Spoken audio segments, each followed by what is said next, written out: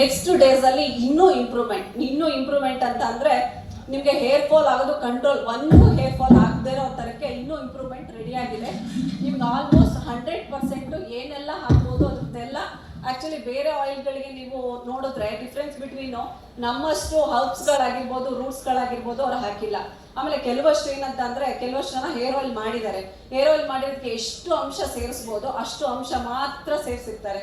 ಏನಂತಂದ್ರೆ ಒಂದು ಏನು ಆನಿಯನ್ ಆಯಿಲ್ ಆಗಿರ್ಬೋದು, ಬರೀ ಆನಿಯನ್ ಸೀಡ್ಸ್ಗಳನ್ನ ಮಾತ್ರ ಅದಕ್ಕೆ ಆ್ಯಡ್ ಮಾಡಿರ್ತಾರೆ. ಬಟ್ ಆದರೆ ನಾವು ಆ ಥರ ಅಲ್ಲ, 28 ರೂಟ್ಸ್ ಮತ್ತು ಹರ್ಬ್ಸ್ಗಳನ್ನ ನಾವು ಅದಕ್ಕೆ ಸೇರಿಸಿ ನಾವು ಆಯಿಲ್ನ ರೆಡಿ ಮಾಡಿದ್ವಿ.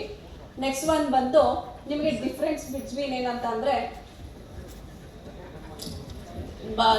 ಬಿಟ್ವೀನ್ ಹೇಗಿದೆ ಅಂತ ಅಂದರೆ ನೆಕ್ಸ್ಟ್ ಬಂದು ಹೇರ್ ಆಯಿಲ್ದು ನಿಮಗೆ 100% ಕ್ವಾಲಿಟಿ ಪ್ರಾಡಕ್ಟ್ನ ನಾವು ನಿಮ್ಮ ಕೈ ಕೊಟ್ಟಿದ್ದೀವಿ ಅಂತ ಅಂದರೆ ಎವ್ರಿ ಡೇ ಏನು ಮಾಡಬೇಕು ಅಂತ ಅಂದರೆ ನೈಟ್ ಆಗೋರಿಗೆ ನೈಟ್ ಹಚ್ಕೊಳ್ಳಿ, ಮಾರ್ನಿಂಗು ವಾಶ್ ಮಾಡ್ಕೊಳ್ಳಿ. ಇಲ್ಲ ಅಂತಂದರೆ ಮಾರ್ನಿಂಗ್ ಹಚ್ಬಿಟ್ಟು ಒಂದು 5 ಮಿನಿಟ್ಸ್ ಮಸಾಜ್ ಮಾಡಿ ನೀವು ಬೆಚ್ಚಗಿರೋ ನೀರಲ್ಲಿ ಸ್ನಾನ ಮಾಡಬೇಕು.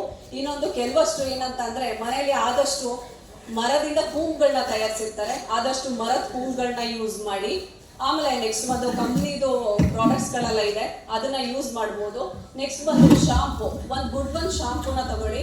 ಆದಷ್ಟು ನಾನೇನು ಪ್ರಿಫರ್ ಮಾಡ್ತೀನಿ ಅಂತಂದರೆ ಸಿಗೆ ಪೌಡರ್ನ ಯೂಸ್ ಮಾಡಿದ್ರೆ ಬೆಟರ್ ಅಂತ ಅನ್ಕೊತೀವಿ. ನೆಕ್ಸ್ಟು ಇನ್ನೊಂದು 6-7 ಮಂತ್ಸ್ ಒಳಗೆ ನಮ್ಮದೇ ಶಾಂಪೂ ರೆಡಿ ಆಗ್ತಾ ಇದೆ ಕೇರಾಮೃತ್ ಕಂಪ್ನಿಯಿಂದ. ಅದು ಬಂದಾಗ ನಾವು ಪ್ರೊವೈಡ್ ಮಾಡ್ತೀವಿ. ಅಲ್ಲಿವರೆಗೂ ನೀವು ಒಂದು ಸಿಗೆ ಪೌಡರ್ನ ಯೂಸ್ ಮಾಡಿ ಈ ಆಯಿಲ್ನ ಅಪ್ಲೈ ಮಾಡ್ಕೊಂಬನ್ನಿ. ನೈಟ್ ಹಚ್ಚಿ ಮಾರ್ನಿಂಗ್ ಸ್ನಾನ ಮಾಡ್ಕೊಳ್ಳಿ. ಇಲ್ಲ ಅಂತ ಅಂದರೆ ಮಾರ್ನಿಂಗು 1-2 hours ಬಿಟ್ಬಿಟ್ಟು ನೀವು ವಾಶ್ ಮಾಡಿದ್ರೂ ಬೆಟರ್ ದ್ಯಾನ್.